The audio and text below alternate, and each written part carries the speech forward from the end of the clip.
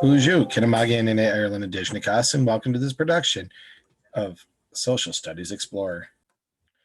Today's episode, Chapter 5, Section 4, From Taxation Without Representation, the Townshend Acts.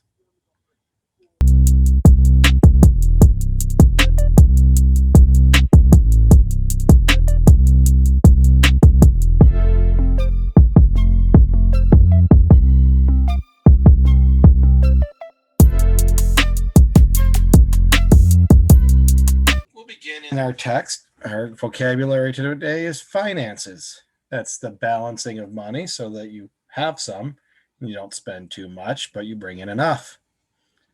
There will be a short reading of this and then a short video and then some questions from Google Forms. The Townshend Acts.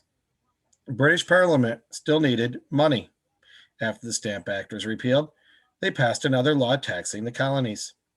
The man who was in charge of King George's finances, Charles Townshend, suggested some new laws that might benefit England. These laws became known as the Townshend Acts. Remember, when England made all of these laws that affected the colonists had no say. They had nobody representing them. Again, taxation without representation occurred. This is an important thing to remember when learning about the events that led to the American Revolution. Here is a list of the Townshend Acts. Colonists had to house British troops in their private homes and provide food as well as shelter. That is called quartering, which is now actually banned under the Bill of Rights. Taxes were placed on some goods brought into the colonies. These tariffs still exist today, maybe not on these items, but it's still a common legal maneuver. And to enforce the taxes, Parliament issued writs of assistance. These were search warrants British officers could use to enter homes or businesses in search of smuggled goods. The first law meant the British soldiers could come into your house at any time. Can you imagine sitting at home eating dinner with your family and having a group of British soldiers arrive and decide they want to stay at your house? You would have to let them. They could also eat your food. The second law placed taxes on several items that were imported or brought from Britain. Colonists now had to pay taxes on all the tea, paper, glass, lead, and paint that they got from Britain. Colonists in Boston made a list of all the items from Britain that they would boycott or refuse to buy. The third law in the Townshend Acts meant that British officers could go into colonists' homes or businesses and search for anything for which they did not pay taxes.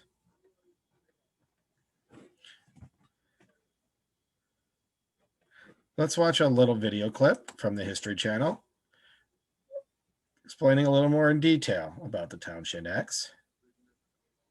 American colonists were generally peaceful and productive, but also a fiercely independent bunch. The British, however, not so keen on fostering that independence. Fed up by acts of dissent against their rule, the royal crown imposed severe taxes to show the colonies who was boss. These taxes were known as the Townshend Acts. And to better understand their creation and effect on the colonies, here are 5 things that you need to know. Before the Townshend Acts, the British passed a hated piece of legislation called the Stamp Act, which taxed anything made of paper in the 13 colonies. We're talking contracts, wills, deeds, newspapers, magazines, pamphlets, even playing cards. Boston protesters hanged their city's tax collector in effigy and ransacked his home. Many colonial merchants embargoed British goods until the tax was lifted. Less than a year after its introduction, Parliament repealed the Stamp Act. This only encouraged England to come up with more creative ways to squeeze the colonies for more money. Meet Charles Townshend, British treasurer and all-around unpopular guy in the colonies. Townshend was a financial whiz, but a clueless policymaker. He calculated that England could raise a ton of revenue by placing a tax on colonial imports, such as lead, glass, paint, tea, and paper.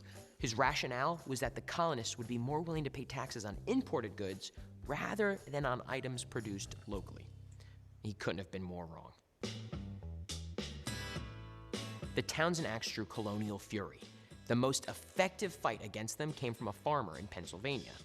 All right, well, technically, John Dickinson was a lawyer, but he published a series of essays under the pen name of A Farmer in Pennsylvania. Anyway, Dickinson argued that the Townshend Acts would set a dangerous precedent of taxation without fair representation in government. His letters unified colonial opposition against the British rule and influenced how Americans believed a government should behave. The ultimate showdown took place in Boston, where the Crown collected all taxes under the Townshend Acts. No one hated these acts more than the Bostonians, who relied on imports for their economy, and so they rioted. 4 British Army regiments moved to occupy Boston Harbor to maintain order in 1768. All right, spoiler alert, the British occupation of Boston was a disaster. On the night of March 5th, 1770, tensions boiled over when 8 British soldiers fired into a crowd of colonial protesters, killing 5. One victim was Crispus Attucks, an African-American man widely considered to be the first American casualty of the Revolutionary War. The soldiers were arrested, but later acquitted after a convincing defense by their attorney, future President John Adams. News of the Boston Massacre spread like wildfire, priming the colonists for their eventual uprising against the British.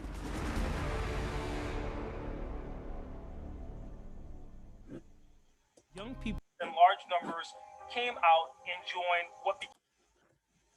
That wraps up our discussion of the Townshend Acts. At this point, you should go to the Google Classroom for the short assignment. Tomorrow, we'll bring you the Boston Massacre. Mama P.